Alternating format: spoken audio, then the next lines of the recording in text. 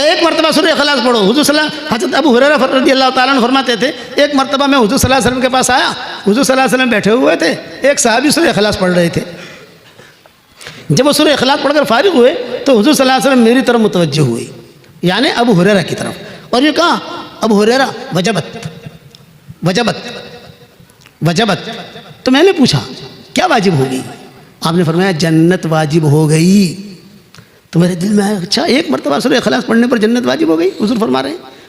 تو میں بھاگا وہ صحابی کو ڈھونڈنے کے لیے, جا کر خوشخبری دوں. اب وہ ڈھونڈ رہا تھا مسجد نبوی میں, اب وہ صحابی تو ملے نہیں, لیکن مجھے ٹینشن ہوا کہ صحابی کو ڈھونڈتے ڈھونڈتے کبھی میرا نقصان نہ ہو, کیونکہ اس دن میرا کھانا حضور کے ساتھ تھا. تب وہ فرماتے تھے وہ ان کو ڈھونڈتے ڈھونڈتے جو ہے میرا انتظار کریں گے, اور آج میری دعوت ہے حضور کے یہاں, حضور نے مجھے بلایا ہے, دوپہر کا کھانا مجھے حضور صلی اللہ علیہ وسلم کے ساتھ کھانا ہے. میں نے زیادہ دھیان دیا نہیں اس صحابی کی طرف, میں حضور کے پاس آ گیا تاکہ کھانا کھا لوں. یہ چانس تو بہت کم ملتا ہے.